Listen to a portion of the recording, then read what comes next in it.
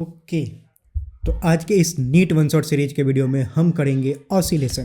जैसा कि पहले मैंने वीडियो में बोल रखा था, एक शॉर्ट्स छोटी वीडियो बना के अपलोड किया था कि बाकी के जो चैप्टर्स होंगे वो बोर्ड एग्जाम के बाद आएंगे। अभी बहुत सारे लोगों का हो सकता है बोर्ड एग्जाम चल क्या रहा हो, जो रिपीट नहीं कर रहे हैं, फ्रेशर जितने भी हैं उनके बोर्ड एग्जाम चल रहे हैं। पर उसी में एक भाई ने मतलब मैंने बोला था कि बोर्ड एग्जाम के बाद बाकी सारे वन शॉट वीडियो अपलोड करेंगे, क्योंकि अभी तो ऐसे भी तुम बोर्ड एग्जाम में बिजी हो। तो एक भाई ने बोला कि नहीं आप ऑसिलेशन और वेव चैप्टर अपलोड करो, बाकी के वीडियोज हम मतलब बोर्ड एग्जाम देख लेंगे साथ साथ में, मतलब साथ बोर्ड के एग्जाम के साथ ही इसको भी निपटा लेंगे। तो उसी हेवी डिमांड पे मतलब जो भी लोग फॉलो कर रहे हैं, जो बोलेंगे उसके अकॉर्डिंग चीज़ें की जाएगी। तो इसी डिमांड पे ऑसिलेशन और वेव के भी चैप्टर्स अभी अपलोड होंगे, ठीक। बाकी के जो चैप्टर्स होंगे वो जैसे ही तुम्हारा बोर्ड एग्जाम खत्म होगा तो मतलब धड़ाधड़ सारे चैप्टर्स आ जाएंगे वन शॉट सीरीज के, इस नीट वन शॉट सीरीज के, ठीक है। तो बिना किसी बकैती के, बिना किसी बकवास किए हुए सीधे चैप्टर शुरू करते हैं। एज यूजुअल ऑसिलेशन मतलब नीट के ऑसिलेशन चैप्टर के जितने भी क्वेश्चन हैं, सभी तरह के क्वेश्चन को सॉल्व करने के लिए जितने भी फॉर्मूला और कॉन्सेप्ट चाहिए, सारी चीज़ें इस वीडियो में डिस्कस की जाएगी with minimum possible time. Notes जो होगा वो नीचे डिस्क्रिप्शन में अटैच्ड है, वहाँ से डाउनलोड कर सकते हो, ठीक। और क्या ही पढ़ाई करो, फालतू के गप्पे नहीं मारते हैं। सीधा टाइम तुम्हारे पास बिल्कुल भी नहीं होगा, अभी बहुत हेवी टाइम में चल रहे हो, तो जो भी अपडेट था वो दे दी गई। सीधा चैप्टर शुरू करते हैं, ठीक। पहला टॉपिक है सिंपल हार्मोनिक मोशन। ये जितने भी नोट्स है वो काफ़ी मतलब वेल क्यूरेटेड और वेल रिफाइंड नोट्स है, जो पीपीटी यहाँ पे यूज किया जा रहा है। तो ध्यान से मतलब नीचे डिस्क्रिप्शन में भी ये नोट्स अटैच्ड होगा, मतलब वहाँ से डाउनलोड कर सकते हो। और ये वन ऑफ दी बेस्ट मतलब नोट्स होगा फिजिक्स का, जो तुम पूरे इंटरनेट पे ले सकते हो, मतलब तुम्हें मिल सकता है। तो हल्के में नहीं लेना है वीडियो को, व्यूज देख के मास्टर की औकात नहीं जज करनी है। पहले कंटेंट देखो, पूरा वीडियो देखो, इसको फॉलो करो और फिर बताना कैसा है, ठीक। नीचे डिस्क्रिप्शन में ज़रूर बताना है कि वीडियो कैसा है, ठीक, क्योंकि बहुत एफर्ट्स लगता है वीडियो को पोस्ट करने में, ठीक है। शुरू करते हैं कहानी। पहला टॉपिक है सिंपल हार्मोनिक मोशन। चैप्टर ही ऑसिलेशन है, इसमें हम बेसिकली सिंपल हार्मोनिक मोशन के बारे में ही पढ़ेंगे। अब ये सिंपल हार्मोनिक मोशन होता क्या है? जैसे तो मतलब बहुत तरह के मोशंस होते हैं। सिंपल हार्मोनिक मोशन मतलब एक तरह का टू एंड फ्रो मोशन है, कि मतलब आगे जाए पीछे आए, आगे आए पीछे आए। दो तरह के मतलब पर्टिकुलर तरह के मोशन समझ में आना चाहिए। पहले तो पीरियोडिक मोशन और ऑसिलेटरी मोशन। ये क्या होता है? पीरियोडिक मोशन क्या होता है कि वो मोशन जो अपने आप को रिपीट करे कुछ सर्टेन इंटरवल ऑफ टाइम पे, उस तरह के मोशन को पीरियोडिक मोशन बोलते हैं। जैसे कि कोई पार्टिकल सर्कल पे मूव कर रहा है, तो हर सर्कल पे मूव कर रहा है तो वो अपना पाथ जो होगा कुछ सर्टेन इंटरवल ऑफ टाइम के बाद वो रिपीट करेगा, तो वो पीरियोडिक मोशन हुआ। ऑसिलेटरी मोशन क्या होता है कि टू एंड फ्रो, जैसे कि आगे जाए पीछे जाए, आगे जाए पीछे जाए, जैसे पेंडुलम, तो एक ऑसिलेटरी मोशन हुआ, ठीक। अब सिंपल हार्मोनिक मोशन एक तरह का ऑसिलेटरी और पीरियोडिक दोनों ही तरह का, मतलब दोनों को कंबाइन कर दिया जाए तो वो एक नया तरह का मोशन है। अब इसमें होता क्या है, एक और नई बात क्या ऐड हो जाती है कि इसमें जो फोर्स लग रहा होता है पार्टिकल पे, वो फोर्स जो है वो always directed towards mean position होना चाहिए, ठीक। And the magnitude of force is directly proportional to displacement from the mean position. मतलब क्या हुआ कि लेट से ये कोई मीन पोजीशन है, कोई पार्टिकल इधर जा रहा है, इधर आया, इधर जा रहा है, इधर आया, एक तरह से ऑसिलेटरी मोशन है। पर अगर उस पार्टिकल पे जो फोर्स लग रहा है वो force directly proportional to displacement from the mean position, x जो है वो displacement from the mean position, let's say particle point P पे है, तो पी पे मीन पोजीशन डिस्टेंस से डिस्प्लेसमेंट क्या है, एक्स लेट्स से। तो जो फोर्स होना चाहिए वो डायरेक्टली प्रोपोर्शनल होना चाहिए displacement from the mean position, and the direction of force is always directed towards mean position. Force का डायरेक्शन हमेशा मीन पोजीशन के तरफ ही होना चाहिए। अब इसको इनकाउंटर करने के लिए मतलब ये टेक इनटू अकाउंट इसको, इस बात को कि मतलब direction of force is always towards mean position, उसके लिए हम यहाँ पे माइनस साइन लगा देते हैं। माइनस साइन लगाने से ये बातें सत्य हो जाती है सर सभी केसेस में। जैसे मान लो कि डिस्प्लेसमेंट मतलब पार्टिकल इस डायरेक्शन में मूव किया, तो डिस्प्लेसमेंट क्या होगा, पॉजिटिव। एक्स की वैल्यू क्या होगा, सम पॉजिटिव, जैसे 2 मीटर और 2 सेंटीमीटर, तो एक्स की वैल्यू प्लस साइन के साथ होगा। एक्स की वैल्यू पॉजिटिव होगा तो फोर्स का साइन क्या होगा, नेगेटिव साइन के साथ आएगा। फोर्स नेगेटिव मतलब नेगेटिव वाले डायरेक्शन में, मतलब इधर कौन क्या है, मतलब मीन पोजीशन का डायरेक्शन हो गया, ठीक। अगर पार्टिकल इधर मूव कर रहा है तो डिस्प्लेसमेंट क्या होगा, एक्स की वैल्यू कुछ नेगेटिव नंबर होगा, -2 सेंटीमीटर लेट से। मतलब x की वैल्यू माइनस साइन के साथ होगा, x की वैल्यू माइनस साइन के साथ होगा, ये वाला माइनस, और x के अंदर जो -2 होगा वो माइनस और माइनस मिलकर प्लस बन जाएगा, मतलब फोर्स पॉजिटिव डायरेक्शन में। फोर्स पॉजिटिव डायरेक्शन में मतलब पार्टिकल अगर इधर है तो फोर्स पॉजिटिव डायरेक्शन में मतलब इधर होगा, इधर होगा तो मतलब टुवर्ड्स मीन पोजीशन। सो दोनों ही केस में सत्य हो रहा है अगर यहाँ पे हम माइनस साइन लगा दे रहे हैं तो। इसीलिए हम एफ को लिखते हैं कि डायरेक्टली प्रोपोर्शनल टू -x होना चाहिए। अब ये प्रोपोर्शनैलिटी हटाने के लिए कोई कांस्टेंट यहाँ पे ठोक सकते हो, मतलब लगा सकते हो, तो एफ इजकल टू -kx के फॉर्म में होना चाहिए जो पार्टिकल पे फोर्स लग रहा है। इसमें जो x है क्या है, displacement from the main position, और k क्या है, फोर्स कांस्टेंट। ठीक, वही बात यहाँ पे लिखी गई है। ठीक, अब यहाँ पे एक और टर्म आता है एम्पलीट्यूड। एम्पलीट्यूड क्या होता है, जैसे पार्टिकल यहाँ पे है, वो मैक्सिमम कितना डिस्टेंस जा सकता है, उस maximum displacement of the particle from the mean position is called amplitude. तो पार्टिकल का एक्सट्रीम पोजीशन लेट से ये है, मतलब एक्सट्रीम मतलब पूरा का पूरा अंत तक यहाँ तक जा सकता है, फिर वापस आ जाएगा, फिर इधर इस अंत तक जाएगा, फिर वापस आ जाएगा। तो ये जो दोनों अंत पोजीशन है, उस अंत पोजीशन को एक्सट्रीम पॉइंट बोलते हैं। ठीक, और जब पार्टिकल एक्सट्रीम पॉइंट पे होगा तो उसका डिस्प्लेसमेंट मीन पोजीशन से कितना है, उस डिस्प्लेसमेंट को ही एम्पलीट्यूड बोलते हैं। ठीक, ये टर्मिनोलॉजी है, कुछ वो क्लियर होने चाहिए। ठीक है। अब आते हैं काइनेमेटिक्स में कि मतलब कोई अगर पार्टिकल एसएचएम कर रहा है तो उसके चीज़ें कैसे कैलकुलेट करते हैं, जैसे एक्सेलरेशन कैसे कैलकुलेट करते हैं, वेलोसिटी कैसे कैलकुलेट करते हैं, ये सब चीज़ें काइनेमेटिक्स उसके बारे में पढ़ेंगे। ठीक, तो कोई भी पार्टिकल, अगर क्वेश्चन ऐसा है कि so that the particle is doing SHM, तो हमें क्या शो करना होगा कि पार्टिकल पे जो नेट फोर्स लग रहा है वो डायरेक्टली प्रोपोर्शनल है एक्स के, मतलब कुछ कांस्टेंट इनटू एक्स के डायरेक्टली प्रोपोर्शनल है, एक्स जहाँ पे displacement from the mean position. ठीक, तो ये अगर शो कर दोगे तो मतलब वो शो हो जाएगा कि पार्टिकल जो है वो एसएचएम कर रहा है। तो नेट फोर्स कैलकुलेट करो, if net force is directly proportional to displacement from the mean position then the particle will do SHM. ठीक है। अब आते हैं काइनेमेटिक्स में। काइनेमेटिक्स में कैलकुलेट करते हैं पहले कि अगर कोई पार्टिकल एसएचएम कर रहा है तो उसका एक्सेलरेशन कैसे कैलकुलेट किया जाता है। ठीक, तो लेट्स से पार्टिकल एसएचएम कर रहा है तो फोर्स का इक्वेशन क्या होता है एसएचएम में, F equal to -kx। Force को तुम क्या लिख सकते हो, मास इनटू एक्सेलरेशन। तो एक्सेलरेशन क्या हो जाएगा, m को उधर भेज दो तो -k/m इंटू एक्स, तो एक्सेलरेशन जो होगा वो कुछ ऐसा हो जाएगा। अब इसमें जो ये वाला क्वांटिटी है ये एक तरह से कांस्टेंट है, k फोर्स कांस्टेंट है और mass of the particle constant ही होता है, तो ये एक नया कांस्टेंट बन जाता है और उसको मतलब बेसिकली हम एंगुलर फ्रीक्वेंसी बोलते हैं।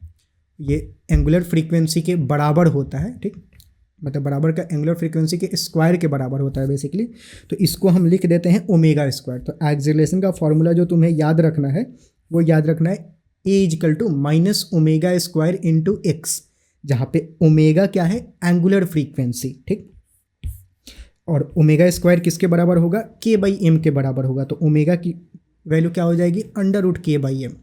ओमेगा क्या है, एंगुलर फ्रीक्वेंसी। ठीक, एंगुलर फ्रीक्वेंसी का फॉर्मूला क्या होता है, हमने पीछे नहीं देख रखा है। Angular frequency omega equal to होता है, omega is equal to 2π divided by T. आगे सारे फॉर्मूले देखने वाले हैं जहाँ पे 2π कांस्टेंट और टी क्या, time period of the oscillation. मतलब टाइम पीरियड मतलब मीन पोजीशन से एक्सट्रीम पोजीशन पे गया, फिर वापस मीन पोजीशन पे आया, फिर एक्सट्रीम पोजीशन पे गया, फिर वापस मीन पोजीशन पे आया। एक कंप्लीट राउंड करने में जो टाइम लगता है उसको हम टाइम पीरियड बोलते हैं। ठीक, तो वही वाला टाइम पीरियड। अब 1/, टाइम पीरियड जो होता है वो फ्रीक्वेंसी के बराबर भी होता है, तो ओमेगा को तुम 2πf भी लिख सकते हो। ठीक, तो ये भी एक तरह का एक फॉर्मूला हो गया जिसको हमें ध्यान में रखना चाहिए।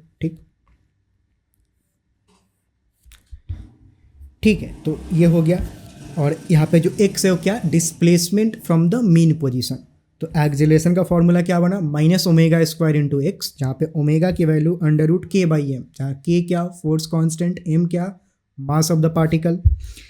ठीक, अच्छा, अब मैक्सिमम एक्सेलरेशन कभी कभी पूछता है कि मतलब कैलकुलेट द मैक्सिमम एक्सेलरेशन। तो एक्सेलरेशन की वैल्यू मैक्सिमम कब होगा, मैग्नीट्यूड की सिर्फ बात करें तो जब x की वैल्यू मैक्सिमम होगा। x की मैक्सिमम वैल्यू क्या हो सकती है, एम्पलीट्यूड के बराबर। जब पार्टिकल एक्सट्रीम पोजीशन पे होगा तो उस समय उसका एक्सेलरेशन मैक्सिमम होगा, और उस मैक्सिमम एक्सेलरेशन का मैग्नीट्यूड किसके बराबर होगा, omega square into A, not omega A, it will be equal to omega square into A के बराबर होगा।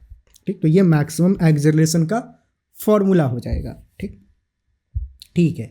अब यहाँ पे माइनस साइन है, तो माइनस साइन क्या बताता है कि मतलब बेसिकली एक्सेलरेशन जो होगा वो मीन पोजीशन के डायरेक्शन में होगा। मतलब अगर पार्टिकल यहाँ पे है तो यहाँ पे तो डिस्प्लेसमेंट पॉजिटिव होगा, एक्स पॉजिटिव होगा तो एक्सेलरेशन की डायरेक्शन ये होगी। अगर पार्टिकल इधर है तो डिस्प्लेसमेंट नेगेटिव होगा, डिस्प्लेसमेंट नेगेटिव होगा, एक्स की वैल्यू नेगेटिव होगी तो एक्सेलरेशन पॉजिटिव होगा। एक्सेलरेशन पॉजिटिव मतलब एक्सेलरेशन का डायरेक्शन इधर होगा। वो फोर्स के एक्सेलरेशन किधर होगा, फोर्स के डायरेक्शन में ही होगा। फोर्स हमेशा मीन पोजीशन के डायरेक्शन में इसमें लगता है, तो एक्सेलरेशन की डायरेक्शन भी हमेशा मीन पोजीशन के डायरेक्शन में ही होगा। ठीक, इसीलिए एक्सेलरेशन में भी माइनस साइन ऐसे आ रहा है। अगर तुम ग्राफ प्लॉट करोगे एक्सेलरेशन वर्सेस एक्स का, तो ग्राफ कैसा होगा, कुछ इस तरह का स्ट्रेट लाइन ग्राफ बनेगा। ठीक, जहाँ पे स्लोप जो होगा बेसिकली नेगेटिव होगा, क्योंकि ये हो गया y और ये हो गया x, ये हो गया कुछ m, तो m की value minus omega square, y equal to mx type का कुछ ग्राफ है। m की वैल्यू माइनस साइन के साथ है तो स्लोप नेगेटिव होगा। ठीक, मतलब जब पार्टिकल पॉजिटिव डायरेक्शन में होगा तो एक्सेलरेशन की वैल्यू नेगेटिव होगी, जब पार्टिकल नेगेटिव डायरेक्शन में होगा तो एक्सेलरेशन की वैल्यू पॉजिटिव डायरेक्शन में होगी। ठीक, एक्सेलरेशन का मैग्नीट्यूड मैक्सिमम कब होगा, जब पार्टिकल एक्सट्रीम पॉइंट पे होगा। इसमें भी जब पार्टिकल इधर एक्सट्रीम पॉइंट पे होगा तो एक्सेलरेशन की वैल्यू मैक्सिमम होगी। एक्सेलरेशन की वैल्यू जीरो कब होगी, जब पार्टिकल मीन पोजीशन पे होगा, क्योंकि जब एक्स की वैल्यू जीरो होगा तो एक्सेलरेशन जीरो होगा। एक्सेलरेशन जीरो, एक्स की वैल्यू जीरो मतलब पार्टिकल कहाँ है, पार्टिकल है मीन पोजीशन पे। ठीक, तो ये हो गया। और बाकी की जो फॉर्मूला मैंने यहाँ पे लिखा हुआ है, यहाँ पे हमने लिख भी रखा है कि जो टाइम पीरियड होता है, टाइम पीरियड क्या 2π/ω के बराबर होता है, जहाँ पे ओमेगा की वैल्यू क्या होती है k/m, √k/m। अगर यहाँ पे लिख दोगे √k/m तो वो m/k बन जाएगा। तो टाइम पीरियड का एक ये भी फॉर्मूला याद रखना है, 2π√m/k। ठीक, फ्रीक्वेंसी जो होता है 1/t के बराबर होता है। तो अगर फ्रीक्वेंसी तुम्हें कैलकुलेट करना है तो टाइम पीरियड पहले कैलकुलेट करो, फिर उसको 1/t कर दो तो फ्रीक्वेंसी मिल जाएगा। तो सारे फॉर्मूले जो हैं वो रिलेटेड यहाँ पे लिखे गए हैं, सारे फॉर्मूले हमें ध्यान में रखने हैं।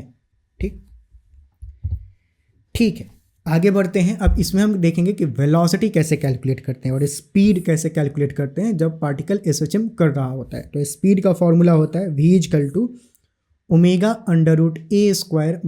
- x²। ठीक, ये फॉर्मूला याद रखेंगे। अब इसमें तुम चेक भी कर सकते हो कि पार्टिकल अगर लेट से मीन पोजीशन पे है, मीन पोजीशन पे है तो x की वैल्यू क्या होगा, जीरो। x की वैल्यू जीरो मतलब जो वेलोसिटी होगा वो मैक्सिमम होगा। तो जब पार्टिकल मीन पोजीशन पे रहता है तो वेलोसिटी उसका या फिर स्पीड उसका मैक्सिमम होता है। ठीक, और जब एक्सट्रीम पोजीशन पे होगा मतलब x की वैल्यू जब a होगी तो a² - a² जीरो हो गया, तो मतलब स्पीड जो है जीरो हो गया, मतलब एक्सट्रीम पोजीशन पे वेलोसिटी जीरो होता है। ठीक, यहाँ पे हमने लिख भी रखा है कि v max जो मैक्सिमम वेलोसिटी होता है वो ω/a के बराबर होता है। जब x जीरो हो जाएगा तो सिंपल मतलब मीन पोजीशन पे x की वैल्यू जीरो हो जाएगी, तो √a² की वैल्यू क्या a, तो ω/a, तो वो मैक्सिमम वैल्यू होगा स्पीड का। ठीक, तो ऐसे तुमको अगर ध्यान में रखना है तो ऐसे रख सकते हो कि लेट्स से मीन पोजीशन है, ये एक्सट्रीम पोजीशन है, ये +a और ये -a। तो यहाँ पे जो वेलोसिटी होता है वो मैक्सिमम होता है, यहाँ पे वेलोसिटी मैक्सिमम नहीं, वेलोसिटी जो होता है यहाँ पे मिनिमम होता है और उसकी वैल्यू जीरो होती है। यहाँ पे वेलोसिटी जीरो होता है और यहाँ पे वेलोसिटी मैक्सिमम होता है। ठीक, एक्सेलरेशन की बात करें तो यहाँ पे एक्सेलरेशन जीरो होता है, यहाँ पे एक्सेलरेशन मैक्सिमम होता है, यहाँ पे भी एक्सेलरेशन मैक्सिमम होता है एक्सट्रीम पोजीशन पे। ठीक, तो ऐसे कुछ ध्यान में रख सकते हो, इसे प्रॉब्लम सॉल्व करने में थोड़ी सहूलियत मिलती है।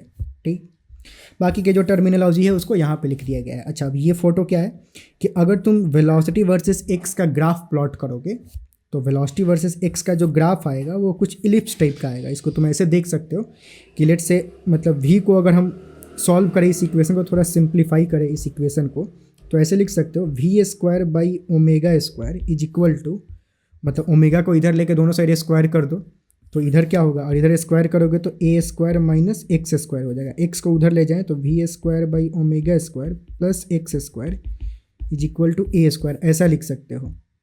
यहाँ पे v जो है वो y एक्सिस पे हम प्लॉट कर रहे हैं तो ये हो गया y² और x जो है वो x पे ही प्लॉट कर रहे हैं तो ये x²।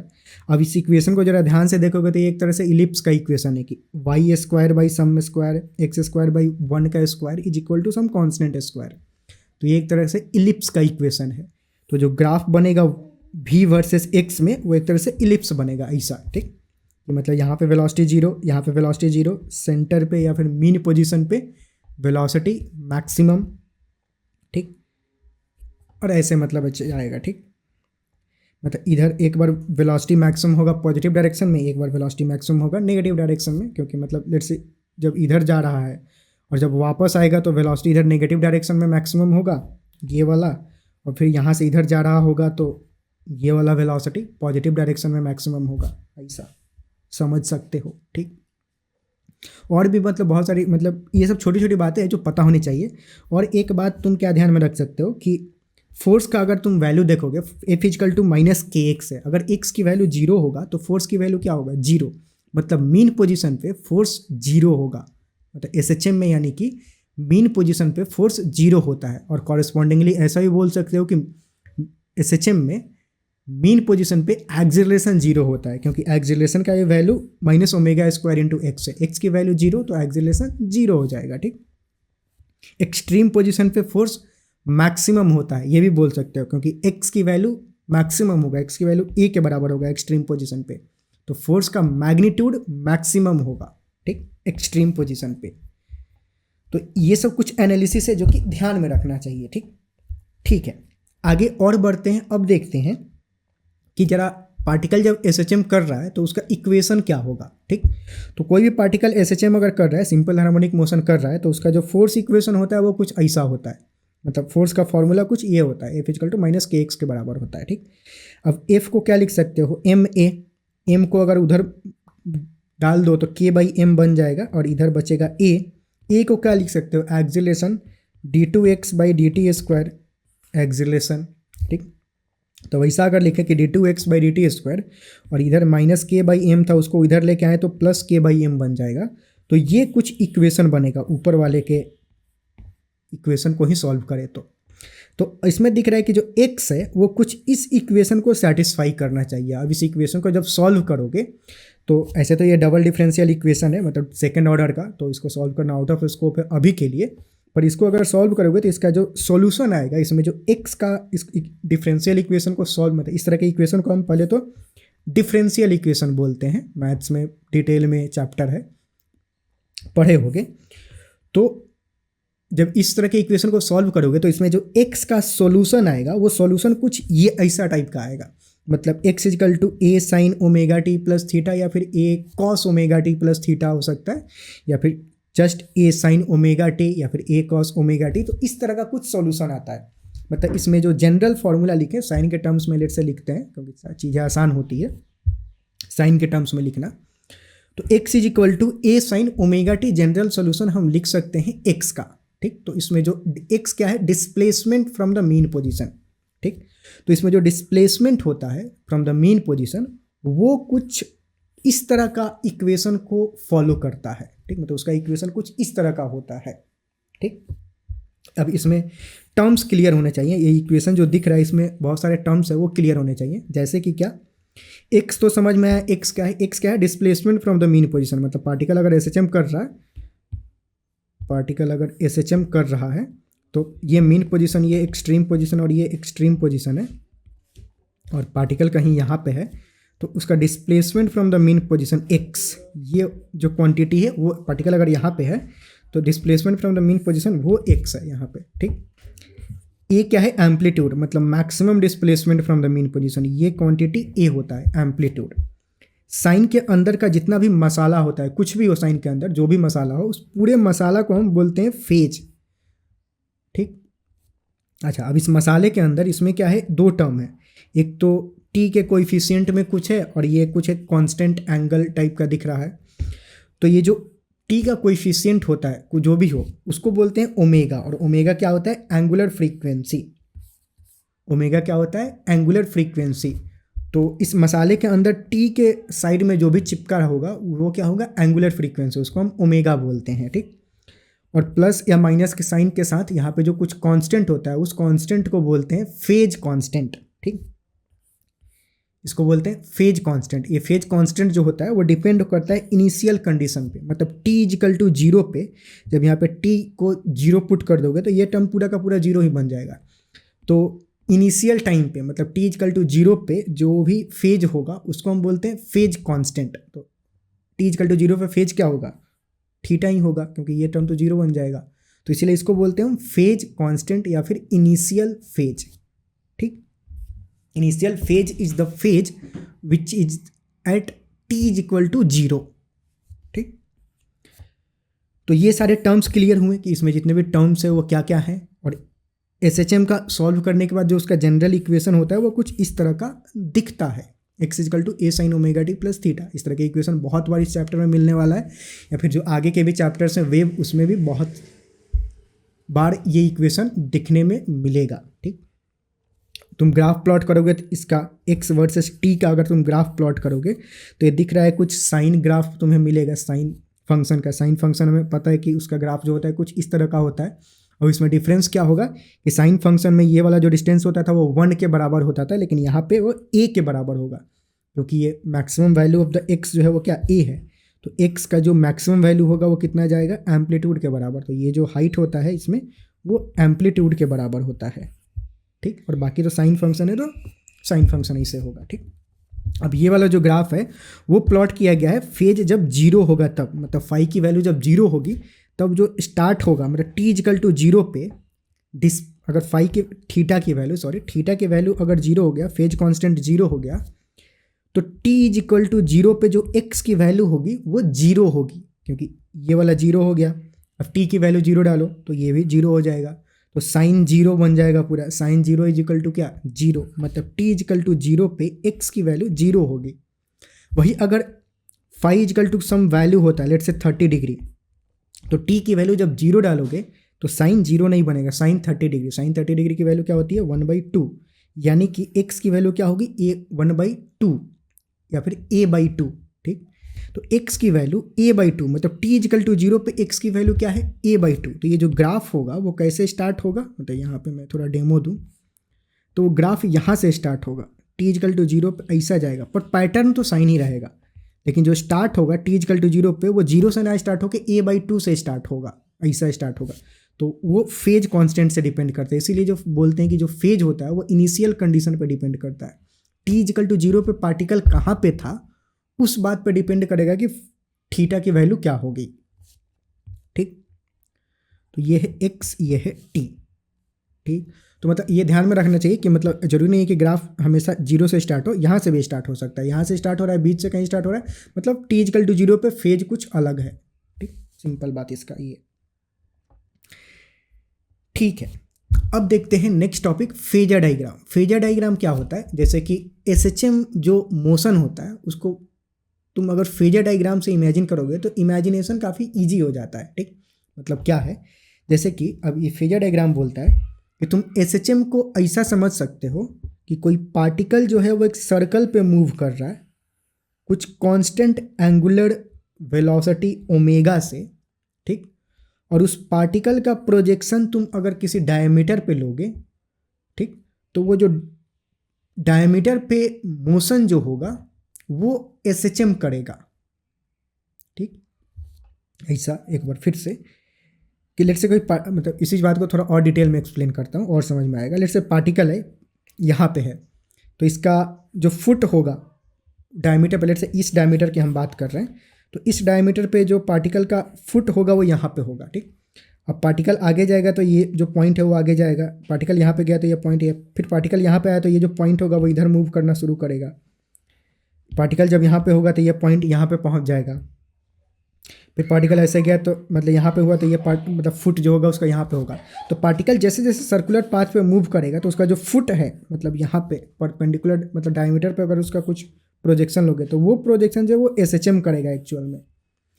तो तुम एसएचएम को ऐसे भी इमेजिन कर सकते हो कि मतलब एक फेजर, इसको हम फेजर बोलते हैं, फेजर जो है वो रोटेट कर रहा है सर्कुलर मोशन में विथ एंगुलर फ्रीक्वेंसी ओमेगा, और उसका projection on any one diameter is doing the SHM.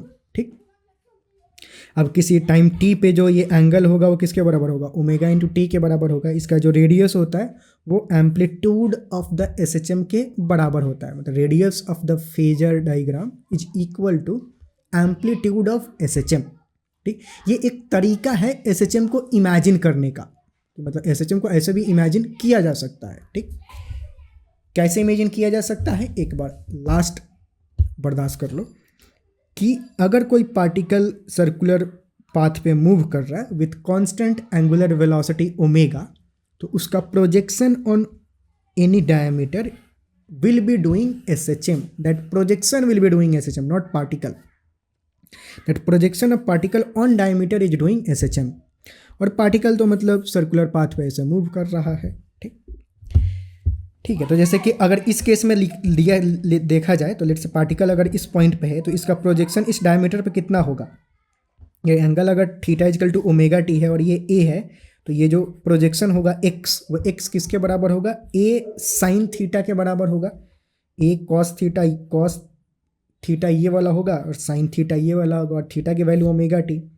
तो x equal to a sine omega t आएगा। x equal to a sine omega t है, मतलब ये पार्टिकल मतलब ये जो प्रोजेक्शन है वो कैसा है, SHM है, क्योंकि ये इक्वेशन जो होता है वो SHM का इक्वेशन होता है। ठीक, ठीक है। आगे और कुछ फॉर्मूले देखते हैं। अगला जो टॉपिक है, अब आते हैं एनर्जी पे कि जब पार्टिकल एसएचएम कर रहा है तो उसका एनर्जी क्या होगा। एनर्जी में पहला पोटेंशियल एनर्जी। पोटेंशियल एनर्जी का फॉर्मूला क्या, हाफ के इंटू एक्स स्क्वायर, जहाँ पे के क्या, वही वाला के, फोर्स कांस्टेंट के। ठीक, एक्स क्या, वही वाला x, displacement from the mean position. ठीक, अब omega equal to under root k by m होता है, तो के को तुम एम ओमेगा स्क्वायर भी लिख सकते हो, तो कभी कभी हम के को एम ओमेगा स्क्वायर भी लिख देते हैं। तो पोटेंशियल एनर्जी का फॉर्मूला क्या बन जाएगा, half M omega square into x square. तो दोनों ही फॉर्मूले याद रखने, दोनों ही फॉर्मूला काम में आता है न्यूमेरिकल प्रॉब्लम सॉल्व करने के लिए।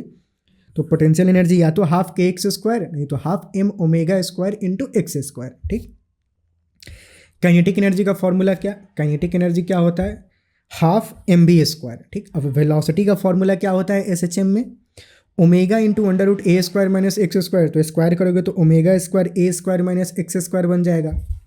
तो काइनेटिक एनर्जी का फॉर्मूला ये बन गया, half M omega square into A square minus X square. ठीक, अब एम ओमेगा स्क्वायर को के भी लिखा जा सकता है, तो काइनेटिक एनर्जी का फॉर्मूला हम ऐसे भी लिख सकते हैं कि हाफ के into A square minus X square. ये याद रखना है, जहाँ पे के क्या, वही के फोर्स कांस्टेंट। ठीक, अब टोटल एनर्जी अगर बात करें तो टोटल एनर्जी क्या होता है, kinetic energy plus potential energy, और दोनों एनर्जी को अगर हम जोड़ें तो दिख रहा है कि मतलब लेट्स से हाफ के एक्स स्क्वायर और ये वाला दोनों को अगर जोड़ें, सेम तरह का फॉर्मूला है मतलब, तो minus X square plus x square cancel हो जाएगा, सिर्फ जो बचेगा ए स्क्वायर बचेगा। तो जो टोटल एनर्जी होगा वो हाफ के इंटू ए स्क्वायर के बराबर हो जाएगा, या फिर इसको तुम ऐसा भी लिख सकते हो, के को M omega square into A square.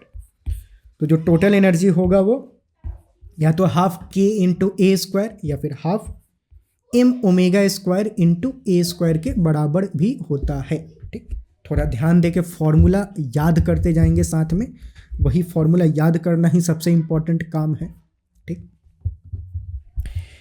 ठीक है, ये बात हुआ। अब इसमें तुम ऐसा भी देख सकते हो कि मतलब अगर थोड़ा सा एनालिसिस करें कि लेट्स से पार्टिकल एसएचएम कर रहा है, ये मीन पोजीशन हो गया, ये एक्सट्रीम पोजीशन हो गया, तो मीन पोजीशन पे जो पोटेंशियल एनर्जी की वैल्यू होगी वो क्या होगी, अगर मीन पोजीशन पे एक्स की वैल्यू जीरो, तो पोटेंशियल एनर्जी जीरो हो जाएगा, मतलब पोटेंशियल एनर्जी मिनिमम होगा मीन पोजीशन पे।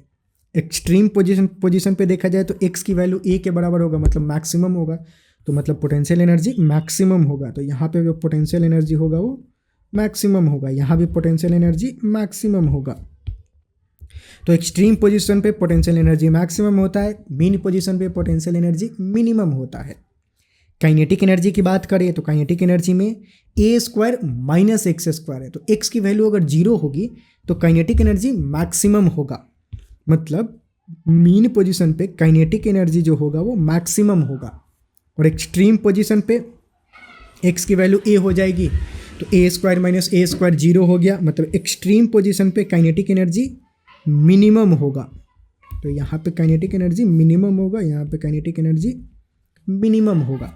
तो ऐसा तुम मतलब ध्यान में रख सकते हो कि काइनेटिक एनर्जी मीन पोजीशन पे मैक्सिमम होता है, एक्सट्रीम पोजीशन पे मिनिमम होता है। उसको ऐसे भी समझ सकते हो काइनेटिक एनर्जी वेलोसिटी पे डिपेंड करता है और मीन पोजीशन पे वेलोसिटी मैक्सिमम होता है, तो काइनेटिक एनर्जी मैक्सिमम होगा। एक्सट्रीम पोजीशन पे वेलोसिटी जीरो हो जाता है तो काइनेटिक एनर्जी भी मिनिमम होगा, ठीक। और पोटेंशियल एनर्जी के बारे में, मीन पोजीशन पे पोटेंशियल एनर्जी मिनिमम होगा और एक्सट्रीम पोजीशन पे मैक्सिमम होगा। और क्योंकि जो सम ऑफ एनर्जी है, टोटल एनर्जी जो है, वो अगर वैल्यू देखा जाए तो वो एक तरह से कांस्टेंट है। मतलब टोटल एनर्जी पार्टिकल का हमेशा ही कांस्टेंट रहता है, वो चाहे मीन पोजीशन पे हो चाहे एक्सट्रीम पोजीशन पे हो। टोटल एनर्जी मतलब kinetic energy plus potential energy of the particle which is doing SHM is always remains constant and that value is half k into A square. अब constant है उसका मतलब क्या है कि इस मीन पोजीशन पे काइनेटिक एनर्जी मैक्सिमम है, पोटेंशियल एनर्जी मिनिमम है। मतलब जो एनर्जी है वो पूरा का पूरा काइनेटिक एनर्जी के फॉर्म में ही स्टोर है मीन पोजीशन पे। जैसे ही पार्टिकल मीन पोजीशन से इधर जाता है वो काइनेटिक एनर्जी धीरे धीरे पोटेंशियल एनर्जी में कन्वर्ट होना शुरू होता है, और जैसे ही वो एक्सट्रीम पोजीशन पे पहुंचता है तो उसका सारा का सारा काइनेटिक एनर्जी पोटेंशियल एनर्जी में कन्वर्ट हो चुका होता है। तो यहाँ पे पोटेंशियल एनर्जी मैक्सिमम हो जाता है। फिर जब वापस आता है तो पोटेंशियल एनर्जी काइनेटिक एनर्जी में कन्वर्ट होना शुरू हो जाता है। बीच में दोनों ही चीज़ें रहती है, काइनेटिक एनर्जी और पोटेंशियल एनर्जी दोनों होता है। तो मतलब इधर वापस आते टाइम काइनेटिक एनर्जी घट रहा होता है और पोटेंशियल एनर्जी बढ़ रहा होता है। यहाँ उल्टा बोल गया, वापस आते टाइम पोटेंशियल एनर्जी घट रहा होता है और काइनेटिक एनर्जी बढ़ रहा होता है। यहाँ पहुँचते ही काइनेटिक एनर्जी मैक्सिमम अपना पीक वैल्यू अटेंड कर लेता है। अब इधर फिर वापस जब इधर जाएगा तो काइनेटिक एनर्जी घटना शुरू होगा, पोटेंशियल एनर्जी बढ़ना शुरू होगा। यहाँ पर जब पहुँचेगा तो पोटेंशियल एनर्जी पूरा पीक पे पहुँच जाएगा, काइनेटिक एनर्जी जीरो हो जाएगा। फिर जब वापस आएगा तो काइनेटिक एनर्जी बढ़ना शुरू हो जाएगा और पोटेंशियल एनर्जी घटना शुरू हो जाएगा। यहाँ पे आते पोटेंशियल एनर्जी जीरो हो जाएगा, काइनेटिक एनर्जी मैक्सिमम हो जाएगा, ठीक। मतलब ऐसा बात है, ऐसा चीज़ें होता है। तो ये समझ में आया, ठीक। ठीक है, आगे बढ़ते हैं। अब इस चैप्टर में तुम्हें बहुत बार टाइम पीरियड कैलकुलेट करने को आएगा कि टाइम पीरियड इस SHM, बहुत तरह के SHM दिए जाएंगे और उस SHM का टाइम पीरियड क्या होगा। तो पहले तो टाइम पीरियड कैलकुलेट करने के लिए जो सबसे स्टैंडर्ड प्रोसीजर है कि कैसे टाइम पीरियड कैलकुलेट किया जाता है, तो पहले तो स्टैंडर्ड जो प्रोसीजर है कि पहले तो नेट फोर्स का एक्सप्रेशन कैलकुलेट करो। जो भी सिचुएशन दे रखा है उस नेट फोर्स जो आएगा वो minus time of some constant into displacement from the mean position आएगा। नेट फोर्स इस तरह के एक्सप्रेशन में आएगा। ये कांस्टेंट कुछ भी एक्सप्रेशन ले सकता है, पर जो भी एक्सप्रेशन लेगा वो कुछ कांस्टेंट होगा। तो उस कांस्टेंट k की वैल्यू फाइंड आउट करो पहले, और फिर जो टाइम पीरियड होगा, टाइम पीरियड 2π√m/k के बराबर हो जाएगा, जहाँ पे k क्या, k is the force constant what ever you will get from the expression. तो ऐसे टाइम पीरियड कैलकुलेट कर सकते हो। अब जैसे कि कुछ नोन से सिस्टम जो कि बहुत बार रिपीट होते हैं, तो उस तरह के सिचुएशन में टाइम पीरियड का वैल्यू क्या होता है वो थोड़ा डायरेक्टली हम देख लेते हैं। जैसे कोई स्प्रिंग ब्लॉक सिस्टम है, जैसे इस तरह का कोई सिस्टम है। अब इसमें क्या होगा, ये स्मूथ है मान लो, तो इसमें तुम इस ब्लॉक को थोड़ा सा मूव करोगे, इधर ठेलोगे, मतलब ऐसे धक्का दे दोगे, तो होगा क्या, ये ब्लॉक SHM करने लगेगा। यहाँ पे SHM करने लगेगा तो उसका टाइम पीरियड क्या होगा, 2π√m/k के बराबर होगा, जहाँ m क्या, मास of the particle which is doing SHM, here it is the block which is doing the SHM। तो यहाँ पे ब्लॉक SHM कर रहा है तो मास जो होगा वो ब्लॉक का आएगा यहाँ पे, ठीक।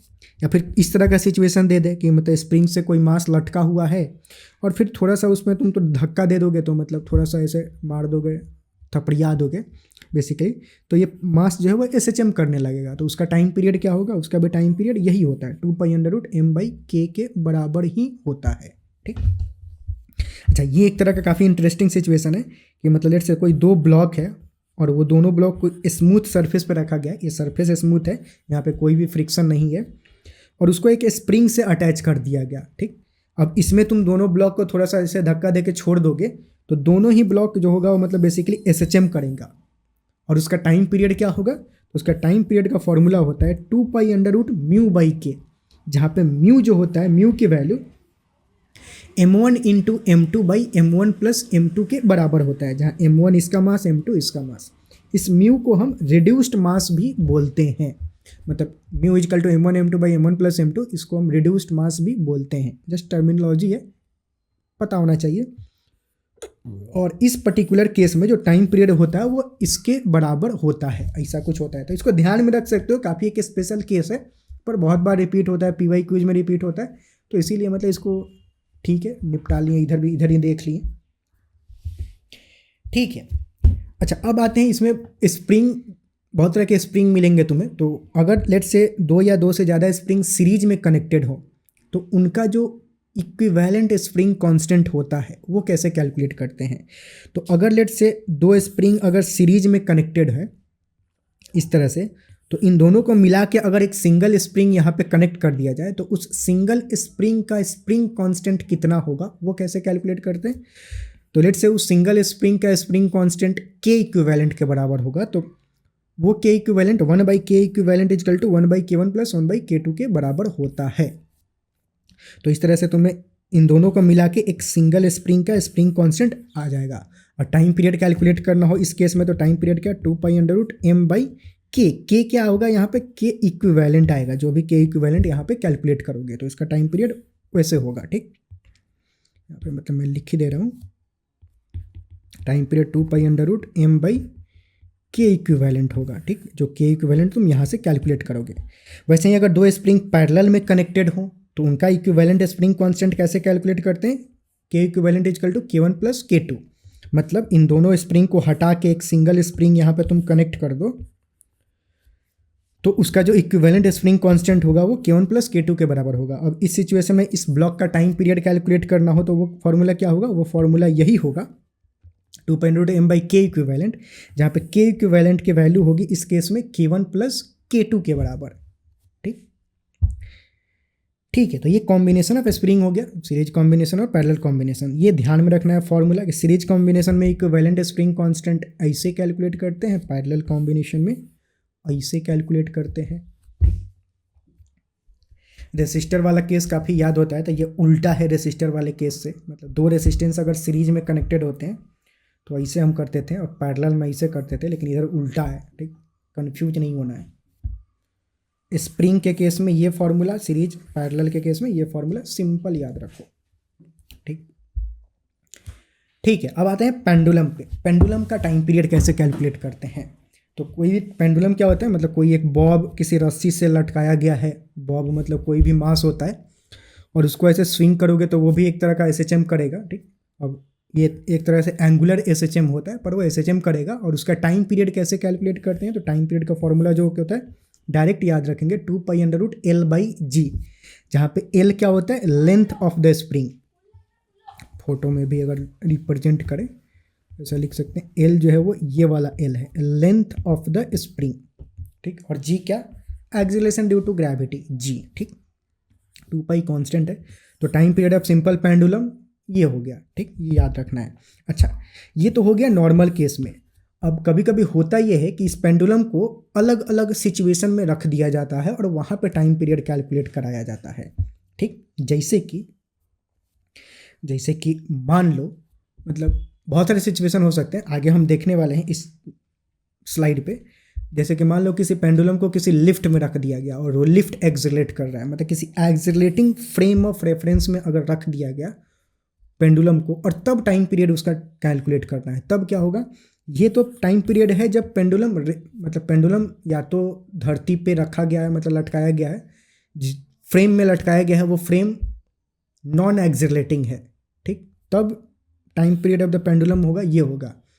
अगर पेंडुलम को किसी एक्सेलरेटिंग फ्रेम ऑफ रेफरेंस में रख दिया जाए, ठीक, मतलब लिफ्ट में रख दिया जाए, लिफ्ट ऊपर एक्सेलरेशन से जा रहा है, तो वो एक तरह से एक्सेलरेटिंग फ्रेम ऑफ रेफरेंस हो गया।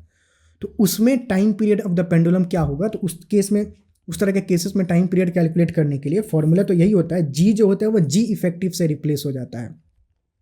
जहाँ पे जी इफेक्टिव क्या है, effective acceleration due to gravity. ठीक, अब effective acceleration due to gravity हम कैसे कैलकुलेट करते हैं डिफरेंट केसेस में, वो जरा देखते हैं। तो जैसे कि मान लो कि लिफ्ट वाला केस लेते हैं कि अगर लिफ्ट यूनिफॉर्म वेलोसिटी से मूव कर रहा है या फिर रेस्ट पे है, तो दोनों ही केस में जो जी इफेक्टिव होगा वो जी के बराबर ही होगा। तो उस केस में जो time period of the pendulum, जो पेंडुलम लिफ्ट में अगर लटकाया गया है और लिफ्ट या तो रेस्ट पे है या फिर यूनिफॉर्म वेलोसिटी से मूव कर रहा है, तो उस केस में time period of the pendulum जो होगा वो 2π√L/g के बराबर होगा। लेकिन अगर लिफ्ट ऊपर जा रहा है कुछ एक्सेलरेशन ए से, तो जो जी इफेक्टिव होता है वो हो जाता है जी प्लस ए के बराबर। तो जो टाइम पीरियड का फॉर्मूला होगा 2π√L/g, जहाँ पे जी इफेक्टिव होता है वो जी प्लस ए के बराबर हो जाएगा। ठीक, वैसे ही अगर लिफ्ट लेट से नीचे आ रहा है विथ एक्सेलरेशन ए, ठीक, तो उस केस में जी इफेक्टिव क्या होगा, जी माइनस ए के बराबर होगा, जहाँ पे G normal acceleration due to gravity G, और ए क्या, एक्सेलरेशन ऑफ लिफ्ट। तो जी इफेक्टिव जी माइनस ए हो जाएगा, तो टाइम पीरियड क्या हो जाएगा, 2π√L/g माइनस ए हो जाएगा, ठीक। तो ये ध्यान रखेंगे। और लिफ्ट फ्री फॉल कर रहा है, फ्री फॉल कर रहा है, नीचे आ रहा है, मतलब फ्री फॉल में लिफ्ट नीचे आ रहा है, लिफ्ट का एक्सेलरेशन क्या होगा, एक्सेलरेशन जो होगा वो जी के बराबर ही होगा। फ्री फॉल में एक्सेलरेशन जो होता है वो जी के बराबर ही होता है। तो जो जी इफेक्टिव होगा वो क्या होगा, जी माइनस जी के बराबर होगा। तो जी माइनस जी कितना हो गया, 0, मतलब effective acceleration due to gravity कितना हो जाएगा, 0। अगर effective acceleration due to gravity 0 हो गया तो ये वैल्यू पूरा का पूरा 0 हो जाएगा। Something bye 0 is what, infinity, मतलब टाइम पीरियड क्या हो जाएगा उस केस में, इन्फिनिटी हो जाएगा। तो जब लिफ्ट मतलब फ्री फॉल कर रहा है और उसमें कोई पेंडुलम लटका हुआ है तो उसका जो टाइम पीरियड होगा वो इन्फिनिटी होगा, मतलब इनफाइनाइट टाइम में वो एक कंप्लीट राउंड अपना लेगा। थोड़ा अजीब है पर ठीक है, ऐसा ही होता है हमारे यहाँ नहीं, सबके यहाँ ऐसा ही होता है, क्योंकि ये फिजिक्स है, एक जगह जो होगा सबके यहाँ वही होगा, अपना मतलब दादागिरी नहीं चलता है, ठीक। एक केस और देखते हैं कि लेट से कोई गाड़ी है और गाड़ी जो है मतलब कुछ ऐसा कुछ गाड़ी है, गाड़ी के अंदर किसी ने एक पेंडुलम लगा रखा है और वो जो गाड़ी है वो एक्सेलरेशन ए से जा रहा है आगे, और उसके अंदर पेंडुलम लटक के ऐसे ऐसे कर रहा है। तो उसका टाइम पीरियड कैसे कैलकुलेट करेंगे, तो उस केस में बेसिकली टाइम पीरियड का तो फॉर्मूला यही होता है, 2π√L/g इफेक्टिव। लेकिन इस केस में जी इफेक्टिव क्या होगा, क्योंकि ये भी एक तरह का एक्सेलरेटिंग फ्रेम है, तो हम ये वाला फॉर्मूला अप्लाई करेंगे। लेकिन उसमें जी इफेक्टिव क्या होगा वो ध्यान देने वाली बात है। तो उसमें जो जी इफेक्टिव होता है वो होता है √g² + a² के बराबर, ठीक। तो जी इफेक्टिव हम इससे कैलकुलेट करेंगे और ये जो भी जी इफेक्टिव आएगा उसको उस फॉर्मूले में डाल देंगे तो time period of the pendulum मिल जाएगा। अगर किसी गाड़ी के अंदर जो कि एक्सेलरेशन ए से हॉरिजेंटली मूव कर रहा है और उसके अंदर टाइम पीरियड कैलकुलेट करना हो, तो ये भी एक केस है जो कि मतलब प्रॉब्लम जब सॉल्व करोगे तो उसमें आता है, तो ऐसे इसको सॉल्व करना है, ठीक है। अब तक हम पढ़ रहे थे सिंपल पेंडुलम। सिंपल पेंडुलम क्या होता है कि मतलब रस्सी से कोई मास लटकाया गया होता है। अब जरा देखते हैं कंपाउंड पेंडुलम, या फिर इसको फिजिकल पेंडुलम भी बोलते हैं। जैसे कि मान लो कोई मतलब हेवी बॉडी है, कोई बड़ा लार्ज बॉडी है और उस बॉडी में कहीं किसी पॉइंट पे कांटी ठोक के लटका दिए हैं उसको, और ऐसे ठोक के लटकाए हैं कि मतलब इस पॉइंट के अराउंड ये बॉडी जो है वो ऐसे ही से मूव कर सकता है। तो ये भी एक तरह का पेंडुलम हुआ, लेकिन ये सिंपल पेंडुलम इसको नहीं बोलेंगे, ये होता है कंपाउंड पेंडुलम। तो ये पेंडुलम इसको भी मतलब थोड़ा सा इधर लेके छोड़ दोगे तो ये भी इधर ऐसे से मूव करेगा, तो ये भी SHM करेगा, ठीक। मतलब किसी इंसान को लेके उसके यहाँ पे ठोक के लटका दिया जाए तो, और उसको थोड़ा सा इसे मतलब सच्चाई में करना नहीं है पर ऐसे थोड़ा सा उसको डिस्प्लेस करोगे तो ऐसे ऐसे SHM करेगा। तो चूँकि एक बहुत बड़ा बॉडी है और वो पेंडुलम मतलब पेंडुलम के जैसा बिहेव कर रहा है तो उसको हम फिजिकल पेंडुलम या फिर कंपाउंड पेंडुलम बोलते हैं, ठीक। शौड़ी उसको बोलते हैं कंपाउंड पेंडुलम, ठीक। अच्छा, अब इसमें कुछ बातें हैं जो कि पहले क्लियर होनी चाहिए। जैसे कि ये जो फोटो बना रखे हैं, पहले ये फोटो समझते हैं कि ये फोटो क्या है। ये है कोई एक लार्ज बॉडी, ठीक। इस लार्ज बॉडी को इस पॉइंट एस में कांटी ठोक के ऐसे दीवार पे लटका दिया गया है कि ऐसे इस पॉइंट के अबाउट ये रोटेट ऐसे ऐसे कर सकता है। सी जो है वो है centre of mass of the body, not CH वाला, CHO। सी क्या है, centre of mass of the body, ठीक। अब ये जो डिस्टेंस हुआ वो क्या हो गया, distance of point of suspension from the centre of मास। तो ये L जो है इसमें क्या है, distance of centre of mass from the point of suspension, ठीक। इसको थोड़ा सा डिस्प्लेस करोगे तो ये जो सेंटर ऑफ मास पहले जो यहाँ था वो सेंटर ऑफ मास यहाँ पे चला जाएगा, तो उसका जो एंगुलर डिस्प्लेसमेंट हुआ वो थीटा, यहाँ पे थीटा वो है कि मतलब angular displacement of centre of mass when the simple pendulum is rotated slightly, थोड़ा सा उसको डिस्प्लेस जब किया गया, ठीक। तो वही सारे बातें यहाँ पे लिखा गया है अंग्रेजी में पीले पीले अक्षरों में। अब ये एक तरह का देखा जाए तो यहाँ पे मतलब ये एंगुलर पेंडुलम होता है, एंगुलर SHM होता है, मतलब यहाँ पे एंगल चेंज हो रहा होता है तो इसको हम एंगुलर SHM बोलते हैं, ठीक। अब ये एंगुलर SHM है तो उसमें पहले वाला जो सब SHM था वो लीनियर SHM था, जैसे कि इसमें ये ब्लॉक का ऊपर इधर उधर जाना, ये लीनियर एसएचएम है, ठीक। ये भी लीनियर एसएचएम है, ये भी लीनियर एसएचएम है। तो अभी तक जितना पीछे हम पढ़े थे वो सब लीनियर एसएचएम था, मतलब एक लाइन पे एक बॉडी मूव कर रहा है। अगर बॉडी रोटेट कर रहा होता है तो उसको एंगुलर एसएचएम बोलते हैं। जैसे कि ये पेंडुलम का जो मोशन होता है वो एंगुलर एसएचएम होता है, ठीक। तो ये फिजिकल पेंडुलम है, वो भी एक तरह का एंगुलर एसएचएम है। जब भी एंगल आता है तो हम टॉर्क में डील करने लगते हैं, लीनियर चीज़ों में हम फोर्स में डील करते हैं। तो उधर F equal to minus k x लिखते थे, इस वाले केस में एंगुलर एसएचएम के केस में torque is equal to minus some constant into theta लिखेंगे। वहाँ पे x लीनियर डिस्प्लेसमेंट होता था, मतलब F equal to minus k x होता था लीनियर डिस्प्लेसमेंट में। लीनियर एसएचएम में जब एंगुलर एसएचएम में आएगा तो यही इक्वेशन रिप्लेस हो जाएगा टॉर्क से, torque is equal to minus some constant को इसमें लेट से c बोल देते हैं, और into theta. X linear displacement था, थीटा जो है वो एंगुलर डिस्प्लेसमेंट है, वो लीनियर फोर्स था, ये टॉर्क है यहाँ पे, ठीक। तो एंगुलर एसएचएम में हम टॉर्क का इक्वेशन लिखते हैं, और जो टॉर्क होना चाहिए वो some minus sign into some constant into angular displacement के बराबर होना चाहिए। तभी जाकर के जो मोशन होगा वो एसएचएम होगा, वो एंगुलर एसएचएम होगा। तो एंगुलर एसएचएम होने के लिए कंडीशन क्या है कि टॉर्क जो होना चाहिए वो some constant into angular displacement के बराबर होना चाहिए, ठीक। तो अगर इसमें हम टॉर्क का इक्वेशन लिखें इस केस में, तो जो टॉर्क होगा वो आर क्रॉस एफ होता है, तो m g into l sine theta के बराबर हो जाएगा। आर यहाँ पे क्या है, एल है, ठीक, और एफ क्या है, एम जी है। तो r into F, r cross F, और साइन थीटा मतलब ये साइन थीटा आएगा। तो एम जी एल साइन थीटा के बराबर हो जाएगा, माइनस साइन क्योंकि टॉर्क जो होगा वो नेगेटिव डायरेक्शन में होगा, ठीक। अच्छा, अब साइन ए जो डिस्प्लेसमेंट है वो छोटा डिस्प्लेसमेंट है, तो साइन थीटा को हम थीटा भी लिख सकते हैं। तो ये जो साइन थीटा है उसको रिप्लेस हो जाएगा थीटा से। तो जो टॉर्क है वो minus time some constant into theta आया, ठीक। टॉर्क को क्या लिख सकते हो, आई अल्फा। तो टॉर्क जो है वो आई अल्फा के बराबर हो जाएगा, I alpha equal to this. तो जहाँ पे आई क्या, मोमेंट ऑफ इनर्शिया, और अल्फा क्या, एंगुलर एक्सेलरेशन। वहाँ पे जो टॉर्क होता था, फोर्स होता था, वो एम ए मास के बराबर होता है। टॉर्क जो होता है वो आई अल्फा के बराबर होता है, सेम टाइप का इक्वेशन। यहाँ पे मास, यहाँ पे मोमेंट ऑफ इनर्शिया, ये लीनियर एक्सेलरेशन, ये एंगुलर एक्सेलरेशन, तो ये आई अल्फा। तो अल्फा का फॉर्मूला क्या हो जाएगा, माइनस सम कांस्टेंट, आई जो होगा वो इधर भेज देंगे, तो minus some constant into theta. तो जो सम कांस्टेंट यहाँ पे आता था, ये अगर इक्वेशन, इस इक्वेशन को कंपेयर करोगे तो ये सेम तरह का इक्वेशन है, A is equal to minus omega square into X से। मतलब एक्स का जो भी कोएफिशिएंट होता था वो ओमेगा स्क्वायर के बराबर होता था। तो यहाँ पे जो थीटा का जो भी कोएफिशिएंट होगा वो ओमेगा स्क्वायर के बराबर होगा। तो ओमेगा क्या हो जाएगा, under root m G L by I के बराबर हो जाएगा फिजिकल पेंडुलम के केस में। तो ओमेगा की वैल्यू ये हुआ, तो टाइम पीरियड क्या हो जाएगा, टाइम पीरियड की वैल्यू होती है 2 पाई बाई ओमेगा। तो 2 पाई बाई ओमेगा लिखे तो मतलब M G L by I, I जो होगा वो ऊपर चला जाएगा। आई क्या है, मोमेंट ऑफ इनर्शिया।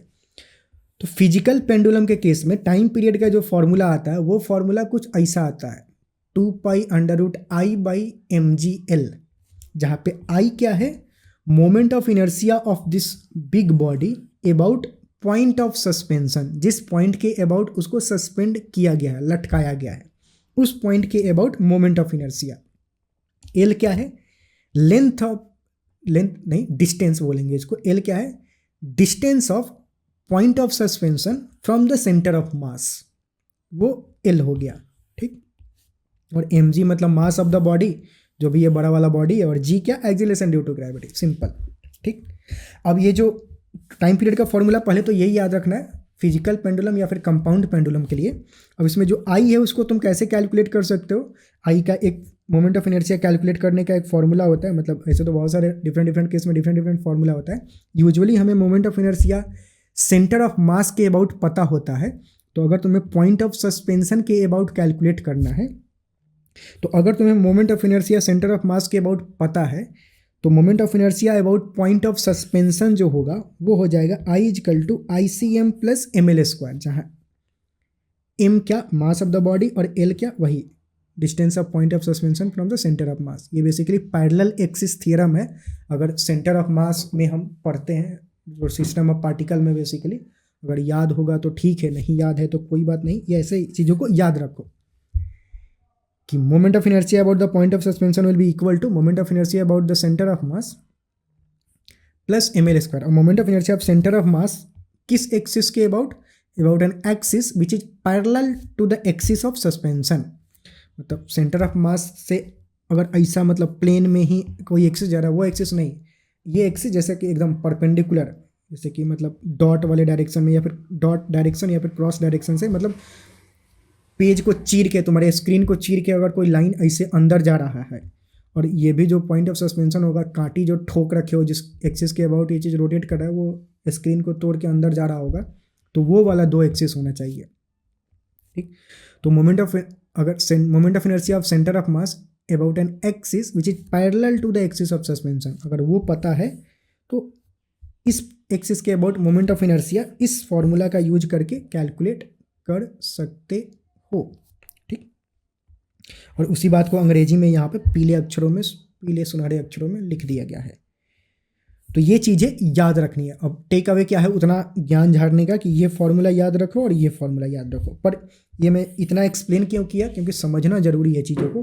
कुछ प्रॉब्लम को सॉल्व करने के लिए बिहाइंड द कॉन्सेप्ट, जो बिहाइंड द फॉर्मूला कॉन्सेप्ट होता है, वो कॉन्सेप्ट समझना भी ज़रूरी होता है। इसलिए मैं चीज़ों को थोड़ा एक्सप्लेन किया, तो थोड़ा लेंदी हो गया होगा, पर ये एक्सप्लेन करना ज़रूरी था, क्योंकि कुछ प्रॉब्लम में ये जो कॉन्सेप्ट मैंने समझाया वो यूज होता है सॉल्व करने में। ठीक है, आगे बढ़ते हैं। लगभग अंत पे हम पहुंच चुके हैं। अब आगे बढ़ते हैं। ये होता है टॉर्जनल पेंडुलम। टॉर्जनल पेंडुलम क्या होता है कि मतलब कोई लेट्स से ये कोई प्लेनर ऑब्जेक्ट है, सीट है या फिर कोई डिश टाइप का है, उसको किसी तार से तुम लटका दो और उसको ऐसे रोटेट करोगे, मतलब तो तार है ये लेट्स से, और इसके नीचे कुछ ऐसा बेस टाइप का प्लेट लटका हुआ है, उस प्लेट को थोड़ा रोटेट करोगे तो ये तार जो है थोड़ा ट्विस्ट होगा और फिर वो वापस ट्विस्ट होगा, फिर ऐसे ट्विस्ट होगा, फिर ऐसे ट्विस्ट होगा, तो मतलब वो ऐसे ऐसे रोटेट करेगा सर्कुलर में। तो वो भी एक तरह का SHM ही है, वो भी एक तरह का एंगुलर SHM है। तो इसमें जो ये तार में टॉर्क लग रहा होता है, वो जो टॉर्क होता है वो किसके बराबर होता है, -c थीटा के बराबर होता है, जहाँ c जो होता है एक तरह का कांस्टेंट होता है और थीटा क्या, एंगुलर डिस्प्लेसमेंट। मतलब इसको तो तुमने थीटा अगर रोटेट किया है तो वो एंगुलर डिस्प्लेसमेंट थीटा। ठीक, तो torque equal to -c theta. अब वैसे ही अगेन टॉर्क को तुम क्या लिख सकते हो, I अल्फा, तो अल्फा क्या हो जाएगा -c/i इंटू थीटा। अब ये alpha equal to minus some constant है तो थीटा, तो ये वाला जो चीज़ होता है वो क्या ओमेगा स्क्वायर के बराबर हो जाता है। ये एंगुलर एक्सेलरेशन है। ये जो कांस्टेंट होता है यहाँ पे ओमेगा स्क्वायर, तो ओमेगा की वैल्यू क्या हो जाएगी √c/थीटा। एक बार ओमेगा पता चल गया तो टाइम पीरियड क्या हो जाएगा 2π√i/c, मतलब इसका उल्टा कर दोगे तो। ठीक, तो ऐसे टाइम पीरियड कैलकुलेट कर सकते हो। तो याद इसमें वही पीछे वाला ही टाइप का रिपीट हो रहा है, ओमेगा इजकल टू √c/i और टाइम पीरियड हो जाएगा 2π√c/i/c, उल्टा हो जाएगा क्योंकि 2π/ओमेगा होता है टाइम पीरियड। ओमेगा की वैल्यू यहाँ से पुट करेंगे। ठीक है, चमका चीज़ें सिंपल ही हैं। अच्छा, एक बार एक कंपैरिजन देख लेते हैं। दो तरह का हमने SHM पढ़ा, एक पढ़ा लीनियर SHM और एक पढ़ा एंगुलर SHM। दोनों को साइड बाई साइड करके देख लेते हैं, कॉन्सेप्ट थोड़ा और ज़्यादा क्लियर हो जाएगा। ठीक, लीनियर SHM में क्या होता था कि जो फोर्स होता था वो डायरेक्टली प्रोपोर्शनल था displacement from the centre of mass से with minus sign. Angular SHM में टॉर्क जो होता है वो डायरेक्टली प्रोपोर्शनल होता है एंगुलर डिस्प्लेसमेंट के विथ माइनस साइन। अब प्रोपोर्शनलिटी हटाना है तो कॉन्स्टेंट कुछ ऐड हो जाता है, तो F इजकल टू -kx होता था, इधर torque equal to -c theta के बराबर होता है। तो मतलब इधर हम फोर्स इक्वेशन लिखते हैं, इधर टॉर्क इक्वेशन लिखते हैं एंगुलर SHM में, और वो टॉर्क इक्वेशन कुछ ऐसा आना चाहिए तभी पार्टिकल एंगुलर SHM करेगा। अगर फोर्स का एक्सप्रेशन कुछ ऐसा आना चाहिए तभी जा करके वो पार्टिकल लीनियर SHM करेगा। अगर फोर्स का एक्सप्रेशन ऐसा नहीं आ रहा है मतलब पार्टिकल लीनियर SHM नहीं करेगा, मतलब पार्टिकल एंगुलर SHM नहीं करेगा। मतलब तुमने फोर्स का एक्सप्रेशन लिखा, फोर्स कुछ कांस्टेंट आ गया, सिर्फ कांस्टेंट c, तो पार्टिकल SHM नहीं करेगा। तुमने फोर्स का एक्सप्रेशन लिखा, वो फोर्स का expression some constant into x square आ गया विथ माइनस साइन बिलेट से, तो भी पार्टिकल SHM नहीं करेगा क्योंकि x स्क्वायर आ गया। तो मतलब ये चीज़ें ध्यान देनी है। अच्छा, अब आते हैं लीनियर SHM में जो एक्सेलरेशन का फॉर्मूला होता था वो क्या होता था, a इजकल टू, मतलब यहाँ पे F इजकल टू m में लिख दोगे तो a जो होगा वो -k/m इंटू x हो जाएगा। यहाँ पे जो अल्फा होता था तो -c/i, torque equal to i alpha, तो अल्फ़ा की वैल्यू क्या हो जाएगी, -c/i/थीटा हो जाएगी एंगुलर एसएचएम में। अगर इक्वेशन लिखोगे तो ए को क्या लिख सकते हो, d2x/dt², और फिर इसको इधर लाओगे तो जो एसएचएम में, लीनियर एसएचएम में जो इक्वेशन होता था वो कुछ ऐसा आता था, मतलब ये डिफरेंशियल इक्वेशन जो होता था वो कुछ ऐसा आता था। इस केस में लिखोगे तो अल्फ़ा को क्या लिख सकते हो, d2θ/dt²। Double differentiation of angular displacement is angular acceleration. एक बार डिफरेंशिएट करोगे थीटा को तो तुम्हें मिलेगा ओमेगा एंगुलर वेलोसिटी, एक बार और डिफरेंशिएट करोगे तो मिलेगा एंगुलर एक्सेलरेशन d2θ/dt²। तो इसको तुम लिख सकते हो d2θ/dt², और इसको इधर लेके आओगे तो मतलब ये प्लस साइन के साथ आएगा, तो ये डिफरेंशियल इक्वेशन हो जाएगा एंगुलर एसएचएम में। ठीक, यहाँ पे एक्सेलरेशन -ω² × x होता है, यहाँ पे एंगुलर एक्सेलरेशन -ω² × थीटा होता है। ठीक, जहाँ पे ω² की वैल्यू इधर k/m, ω√k/m के बराबर होता है। यहाँ पे जो ओमेगा होगा वो √c/i के बराबर होगा। ठीक, अब ओमेगा को 2π/t लिखा जा सकता है, 1/t को तुम f लिख सकते हो फ्रीक्वेंसी, या फिर फ्रीक्वेंसी को न्यू से भी रिप्रेजेंट किया जाता है कभी कभी। तो ये जो न्यू है वो बेसिकली फ्रीक्वेंसी है। ठीक, वैसे ही सेम यहाँ पे भी ओमेगा को 2π/t लिख सकते हो, सेम ही चीज़ है। ठीक, और फिर यहाँ से टाइम पीरियड भी कैलकुलेट कर सकते हो ऐसे करके। तो अगर टाइम पीरियड यहाँ से तुम कैलकुलेट करोगे तो टाइम पीरियड का एक्सप्रेशन क्या होगा, t = 2π√m/k हो जाएगा। मतलब टी को उधर ले जाओ और पूरे मसाला को उधर भेजोगे तो ये टाइम पीरियड का एक्सप्रेशन हो जाएगा। इस वाले केस में अगर तुम टाइम पीरियड कैलकुलेट किए तो टी हो जाएगा 2π√i/c। इसको इससे इक्वेट करोगे और टी को इधर भेजोगे और पूरे उधर, तो आई ऊपर चला जाएगा, सी नीचे आ जाएगा, तो टाइम पीरियड 2π√i/c हो जाएगा इस वाले केस में। तो लीनियर एसएचएम में टाइम पीरियड ऐसे कैलकुलेट करते हैं, एंगुलर एसएचएम में टाइम पीरियड ऐसे कैलकुलेट करते हैं। इसमें ये मोमेंट ऑफ इनर्शिया है, c जो है वो टॉर्क में कांस्टेंट, ये लीनियर एसएचएम में m मास है जो पार्टिकल का, और k क्या है, फोर्स कांस्टेंट है। ठीक है, आगे बढ़ते हैं। अगला टॉपिक है सुपरपोजिशन। ठीक, अगर अभी तक हम एक एक एसएचएम पढ़ रहे हैं, अगर अब देखते हैं कि अगर दो एसएचएम को मिला दिया जाए, मतलब अच्छा अब फटाफट करें तो थोड़ा बोर मत होना अगर तुम्हें मतलब थोड़ा ओवर लग रहा है, क्योंकि 1 घंटा लगभग हो चुके हैं, 50-55 मिनट तो तुम्हें कुछ मिल जाएगा। तो थोड़ा पॉज कर सकते हो अगर बहुत ज़्यादा हो रहा है। थोड़ा ही टॉपिक बचा है, 2-3 स्लाइड ही बचा है, फिर ख़त्म ही है चीज़ें, 3 स्लाइड बचा है बस। तो थोड़ा 10 मिनट का पॉज ले सकते हो, 5 मिनट का पॉज ले सकते हो, नहीं तो आगे और 10-15 मिनट एक्सटेंड होगा, देख लो थोड़ा आराम से और चीज़ें ख़त्म करते हैं। ठीक है, तो आगे की चीज़ें देखते हैं। अब देखते हैं superposition of 2 SHM along same direction. मतलब 2 SHM को अगर एक ही डायरेक्शन में, मतलब एक ही पार्टिकल पे 2 SHM अगर लगा दिया जाए, एक ही पार्टिकल पे 2 तरह के फोर्स लग रहे हैं, जो SHM 2 अलग अलग SHM कराएंगे, तो जो पार्टिकल होगा उसका नेट मोशन कैसा होगा, नेट SHM जो होगा वो कैसा दिखेगा, क्योंकि जो हमें दिखेगा वो तो नेट दिखेगा, दोनों का जो रिजल्टेंट आएगा। तो लेट से कोई पार्टिकल है, उस पर एक SHM x1 = a1 sin ωt है, और जो दूसरा SHM है x2 = a2 sin ωt plus theta है, ऐसा कुछ है।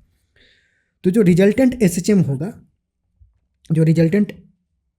वो कैसा होगा, दोनों को जोड़ के होगा। तो जो रिजल्टेंट डिस्प्लेसमेंट होगा पार्टिकल का, वो क्या होगा, resultant displacement summation of individual displacement के बराबर होगा। इंडिविजुअल डिस्प्लेसमेंट मतलब x1 displacement plus x2 displacement. x1 is the displacement due to SHM1 और x2 is the displacement due to SHM2। मतलब एक ही पार्टिकल पे 2 SHM है यहाँ पे। ठीक, 2 SHM सुपर इम्पोज किया गया है, तो जो नेट होगा वो x1 प्लस x2 के बराबर होगा। ठीक, अब जो दोनों को तुम ऐड करोगे x1 प्लस x2, तो जो तुम्हें फाइनल एक्सप्रेशन मिलेगा वो फाइनल एक्सप्रेशन कुछ ऐसा होगा कि a sin ωt plus theta.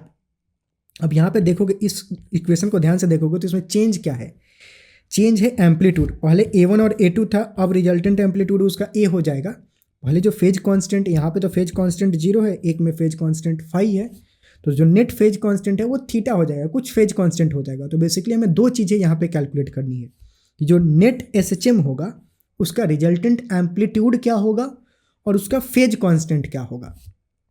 तो जो रिजल्टेंट एसएचएम का नेट एम्पलीट्यूड होगा वो होगा √a1² plus a2² plus 2a1 cos phi के बराबर, जहाँ फाई क्या है, phase difference between the two SHM, मतलब दिस माइनस दिस करोगे, फेज डिफरेंस करोगे, तो जो फेज डिफरेंस हो यहाँ पे क्या है, फाई है, तो वो phase difference between the two SHM, तो ये हो जाएगा resultant amplitude of the SHM. अच्छा, अब इसमें जो थीटा है उस थीटा की वैल्यू अगर कैलकुलेट करनी है तो वो क्या हो जाएगा, tan थीटा इजकल टू, उसको डायग्राम से ऐसे समझ सकते हो कि लेट्स से a1 जो है वो इधर है, a2 जो है वो इधर है, इन दोनों के बीच में जो एंगल है वो फाई है, a1 और a2 के बीच का जो फेज डिफरेंस है वो फाई है, मतलब इसके बीच का एंगल ये फाई है, ठीक। तो जो रिजल्टेंट एम्पलीट्यूड a है उसका अगर थीटा ये कैलकुलेट करना है तो कैसे वेक्टर वाला मतलब कॉन्सेप्ट अप्लाई कर सकते हो, ये जो tan थीटा होगा वो a2 sine phi divided by a1 plus a2 cos phi के बराबर होगा, ठीक। तो वैसे इस इक्वेशन का यूज करके तुम tan थीटा जो होगा वो कैलकुलेट कर सकते हो, ठीक। अब इसमें ध्यान देने वाली बात ये है, मतलब ये तो हो गया रिजल्टेंट एसएचएम का ये वाला इक्वेशन। अब इस इक्वेशन में एम्पलीट्यूड और फेज कांस्टेंट कैसे कैलकुलेट करना है वो हमने देखा, ठीक। अच्छा, मतलब और जो रिजल्टेंट चीज़ होगा वो भी एसएचएम ही करेगा इस केस में, ठीक। मतलब जो दोनों एसएचएम को अगर सुपरइम्पोज कर दिया जाए तो जो रिजल्टेंट मोशन होगा वो रिजल्टेंट मोशन भी एसएचएम ही होगा, तो वो भी एक तरह से एसएचएम करेगा विथ दिस एम्पलीट्यूड चेंज हो जाएगा और उसका जो फेज कांस्टेंट होगा वो ये हो थीटा हो जाएगा, और दोनों चीज़ें कैसे कैलकुलेट करना है वो हमने देखा, ठीक। अच्छा, एक बात और देखते हैं कि अगर ये जो दो सुपरइम्पोज किया जा रहा है एसएचएम, उसमें तुम ध्यान से देखोगे तो दोनों का एंगुलर फ्रीक्वेंसी सेम है। अगर एंगुलर फ्रीक्वेंसी अलग हुआ तो क्या होगा, मतलब एम्पलीट्यूड तो अलग हो उससे कोई प्रॉब्लम नहीं है, पर एंगुलर फ्रीक्वेंसी सेम था पिछले वाले केस में। अगर एंगुलर फ्रीक्वेंसी अलग हुआ तो तुम x1 प्लस x2 जब लिखोगे, मतलब x1 लेट से कुछ ऐसा है a1 साइन ω1t, x2 कुछ ऐसा है a2 साइन ω2t, तो जो रिजल्टेंट डिस्प्लेसमेंट जो तुम लिखोगे तो रिजल्टेंट डिस्प्लेसमेंट कुछ ऐसा दिखेगा। अब ये जो होगा इसको तुम ऐड नहीं कर सकते हो सिंपली, ठीक। मतलब ये ω1 है, ये ω2, अंदर का मसाला अलग अलग है, तो इसको तुम सिंपली ऐड नहीं कर सकते हो। तो सिंपली ऐड नहीं कर सकते हो तो मतलब जो रिजल्टेंट मोशन होगा वो एसएचएम नहीं होगा, क्योंकि रिजल्टेंट मोशन जो x है वो कुछ इस फॉर्म में नहीं है, इस फॉर्म में नहीं है, मतलब एम्पलीट्यूड इंटू साइन के अंदर कुछ मसाला, वो ऐसा कुछ नहीं आएगा जब इसको ऐड करोगे तो इस केस में जो रिजल्टेंट मोशन होगा वो एसएचएम नहीं होगा, ठीक, नॉट एसएचएम। तो अगर दो एसएचएम सुपरइम्पोज्ड किया जा रहा है सेम डायरेक्शन में, अगर उनका फ्रीक्वेंसी सेम है तो जो रिजल्टेंट मोशन होगा वो एसएचएम होगा, लेकिन दोनों का अगर एंगुलर फ्रीक्वेंसी अलग अलग है तो जो रिजल्टेंट मोशन होगा after superposition of this two individual SHM, जो रिजल्टेंट मोशन आएगा वो रिजल्टेंट मोशन एसएचएम नहीं होगा, ठीक, चमका। ओके, अब देखते हैं एक और केस कि पहले वाले केस में तो दोनों ही एसएचएम सेम डायरेक्शन में थे और उनको सुपरइम्पोज्ड किया गया, मतलब एक ही पार्टिकल पे दो एसएचएम डाल दिया गया पर दोनों इंडिविजुअल एसएचएम सेम डायरेक्शन में थे। अगर दोनों एसएचएम परपेंडिकुलर डायरेक्शन में हो, कि मतलब एक एसएचएम एक्स डायरेक्शन में है और दूसरा एसएचएम वाई डायरेक्शन में है, और इस दो परपेंडिकुलर एसएचएम को किसी एक पार्टिकल पे ही डाल दिया जाए तो उस पार्टिकल का रिजल्टेंट मोशन कैसा होगा और क्या रिजल्टेंट मोशन एसएचएम होगा। तो अगर दो परपेंडिकुलर एसएचएम को किसी पार्टिकल पे डाल दिया जाए, किसी एक इंडिविजुअल पार्टिकल पे, और उस पार्टिकल का जो मोशन होगा उस मोशन का अगर हम इक्वेशन ऑफ मोशन लिखें, उस मोशन का इक्वेशन क्या है, इक्वेशन ऑफ मोशन मतलब क्या कि पार्टिकल भी जिस पाथ पे मूव कर रहा है उस पाथ का इक्वेशन क्या होगा ऐसा, तो जो पाथ का इक्वेशन आएगा वो कुछ इस तरह का आता है, कुछ खतरनाक टाइप का एक्सप्रेशन है पर ऐसा कुछ आता है, इसको ध्यान में रखो। ऐसे तुम सिंपल है कैलकुलेट भी कर सकते हो बेसिकली, मतलब इसमें से ω t को एलिमिनेट करना है दोनों इक्वेशन से, तो एलिमिनेट करके जो फाइनल इक्वेशन लिखोगे वो फाइनल इक्वेशन कुछ ऐसा दिखेगा। ठीक, मतलब अब ये जो इक्वेशन है एक्स और वाई में अगर देखा जाए तो एक तरह से इलिप्स का इक्वेशन है। तो जो रिजल्टेंट मोशन होगा पार्टिकल का वो एक इलिप्स होगा, मतलब पार्टिकल इलिप्टिकल पाथ पे मूव करने लगेगा। ठीक, ये एसएचएम नहीं है। ठीक, पार्टिकल का जो रिजल्टेंट मोशन होगा वो कैसा हो जाएगा, इलिप्टिकल मोशन हो जाएगा। ठीक, तो जो दो परपेंडिकुलर एसएचएम अगर सुपरइम्पोज्ड किया जाता है, जिसका पहले का एम्पलीट्यूड लेट से A1 है, दूसरे का एम्पलीट्यूड A2 है, लेकिन यहाँ भी एंगुलर फ्रीक्वेंसी दोनों का सेम है और कुछ फेज डिफरेंस है दोनों में। ठीक, तो जो रिजल्टेंट मोशन होता है वो कुछ इलिप्स हो जाता है और उसका जो इक्वेशन ऑफ मोशन होता है वो कुछ ऐसा हो जाता है। ठीक, इसको डायरेक्ट रट जाओ, मतलब रट सकते हो। ये बहुत जो कॉम्प्लिकेटेड कुछ क्वेश्चंस आते हैं उसमें ये यूज होता है। अब इसके देखते हैं कुछ स्पेशल केस। स्पेशल केस क्या कि मतलब अगर ये जो फाई है फेज कांस्टेंट इन दोनों के बीच का है, अगर उस फाई की कुछ पर्टिकुलर वैल्यू पे मोशन कैसा होगा वो देखते हैं। तो अगर फाई की वैल्यू 0 हो जाए, मतलब दोनों के जो फेज डिफरेंस है वो 0 हो जाए, तो फाई 0 होगा तो मतलब ये जो है कॉस फाई 1 बन जाएगा, तो ये सिंपल 1 हो जाएगा। और इधर जो साइन फाई है वो 0 हो जाएगा, तो ये 0 हो जाएगा। और ये वाला जो है तो वो तो ऐसा ही रहेगा। अब इस इक्वेशन को तुम ध्यान से देखोगे, मतलब ये अब इक्वेशन ऑफ मोशन हो जाएगा। अगर इस इक्वेशन को ध्यान से देखोगे तो ये a square b square minus 2ab type का है, तो इसको a माइनस बी का द होल स्क्वायर लिख सकते हो। a माइनस बी का the whole square equal to 0, तो a माइनस बी भी 0 के बराबर होगा, जहाँ पे a क्या, मतलब लेट से a को हम इसको बोल देते हैं y by a2 a square minus b square x by a1 का द a माइनस बी का the whole square equal to 0। तो स्क्वायर खत्म हो जाएगा, तो this minus this is equal to 0, तो y by a2 is equal to x by a1, तो y is equal to क्या हो जाएगा, a2 को उधर भेज दोगे तो y is equal to a2 by a1 into x के बराबर हो जाएगा। तो y और x में कुछ ये रिलेशन आ जाएगा, मतलब कि अगर फाई की वैल्यू 0 हो जाए तो ये वाला जो खतरनाक टाइप का मतलब इक्वेशन दिख रहा था वो रिप्लेस हो जाएगा इस इक्वेशन में। अब ये बड़ा सिंपल सा इक्वेशन है, ये एक तरह से लाइन का इक्वेशन है, लीनियर, मतलब y equal to mx kind of thing है। यानी कि जो ये इलिप्स था वो कन्वर्ट हो जाएगा लीनियर मोशन में, मतलब पार्टिकल जो है वो कुछ ऐसा मूव करने लगेगा, एक लीनियर पाथ पे मूव करने लगेगा। तो जब फाई की वैल्यू 0 होगा तो पाथ ऑफ द पार्टिकल जो होगा वो एक लीनियर मोशन हो जाएगा। ठीक, यही अगर फाई की वैल्यू 90 डिग्री हो जाए, तो फाई की वैल्यू अगर 90 डिग्री हो जाए तो ये वाला टर्म 0 हो जाएगा और ये वाला जो टर्म है 1 हो जाएगा। तो simple this square is equal to 1। अब दिस स्क्वायर इक्वल टू 1 है तो इसमें तो ये क्या है, एक इलिप्स का इक्वेशन है। तो जो पाथ ऑफ द पार्टिकल होगा वो इलिप्स हो जाएगा। ठीक, जहाँ पे एक एक्सिस a1 और दूसरा एक्सिस a2 के बराबर होगा। ठीक, अब इसी में दोनों का एम्पलीट्यूड जो है वो डिफरेंट है। अगर ये एम्पलीट्यूड भी सेम हो जाए तो दूसरा वाला केस यही है, अगला केस फेज डिफरेंस तो 90 डिग्री, लेकिन जो एम्पलीट्यूड दोनों एम्पलीट्यूड डिफरेंट था अगर वो सेम हो जाए तो जो इलिप्स है वो सर्कल में कन्वर्ट हो जाएगा, तो जो final path of the particle है वो सर्कल हो जाएगा। ठीक, तो मतलब अगर दो परपेंडिकुलर एसएचएम सुपरइम्पोज्ड किया जाए, मतलब दो परपेंडिकुलर एसएचएम सुपरइम्पोज्ड किया जाए, दोनों का एम्पलीट्यूड सेम हो और फेज डिफरेंस 90 डिग्री हो और एंगुलर फ्रीक्वेंसी भी सेम होना चाहिए, तो जो net motion of the particle जो होगा वो सर्कुलर मोशन होगा।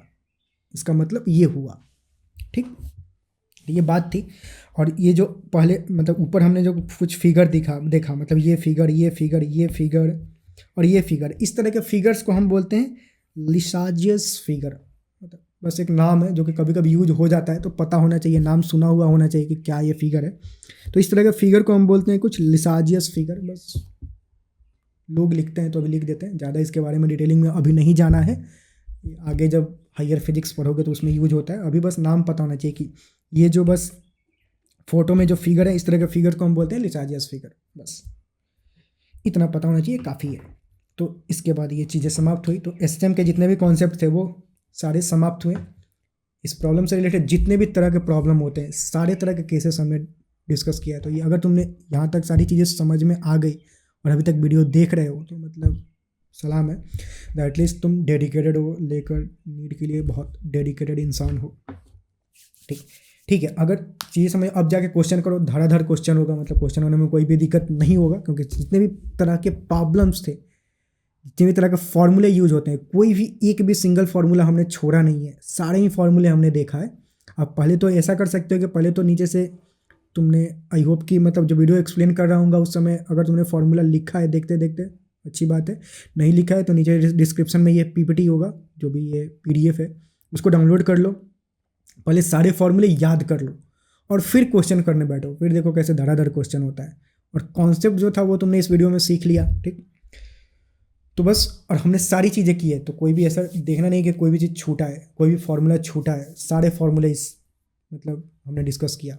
और जो नीचे जो डिस्क्रिप्शन में अटैच्ड है उसमें सारे ही फार्मूले हैं और ऐसे ही सारे ही वीडियोज़ में है, ठीक। कोई भी चीज़ हम छोड़ते नहीं है, ठीक है। तो क्या फीडबैक रहा, कैसा वीडियो लगा, नीचे डिस्क्रिप्शन में ज़रूर बताना और मिलते हैं अगले वीडियो में। तब तक पढ़ाई करते रहो, हसल करते रहो, मतलब नीट के लिए। अभी तो बोर्ड एग्जाम, ये वीडियो अपलोड हो रहा है तब तो बोर्ड एग्जाम चल रहा है, हो सकता है तुम देख रहे हो तो बोर्ड एग्जाम तुम्हारा खत्म हो गया हो, तो बाकी के वीडियोज़ भी तो अपलोड हो गए होंगे या फिर धीरे धीरे हो रहे होंगे, तो वो देख लो। अब इन जैसे ही वन शॉट कंप्लीट होगा तो मैं प्रॉब्लम सॉल्विंग का भी सेशन लाऊंगा, उसमें जितने भी मतलब तरह के प्रॉब्लम होते हैं, जो भी इंपॉर्टेंट प्रॉब्लम होता है वो एकदम निपटाएंगे। तो प्रॉब्लम सॉल्विंग सेशन भी करेंगे, पहले अभी वन शॉट कंप्लीट करते हैं सारे ही। तुम साथ साथ फार्मूला जरूर याद करते जाओ, सारे ही फार्मूले याद करते जाओ और कॉन्सेप्ट जो है समझते जाओ और फिर प्रॉब्लम सॉल्व करेंगे। तुम खुद से भी अभी प्रॉब्लम सॉल्व करना स्टार्ट कर सकते हो या फिर एंड में हम भी सॉल्व प्रॉब्लम करेंगे, तो उस समय देखेंगे चीज़ों को, ठीक। ठीक है, मिलते हैं अगले वीडियो में, तब तक पढ़ाई करते रहो and wish you all the very best. अगर बोर्ड एग्जाम के साथ देख रहे हो तो बोर्ड एग्जाम के लिए ऑल द वेरी बेस्ट। अभी तो नीट का साथ में बहुत सारी चीज़ें करना है, तो मिलते हैं अगले वीडियो में।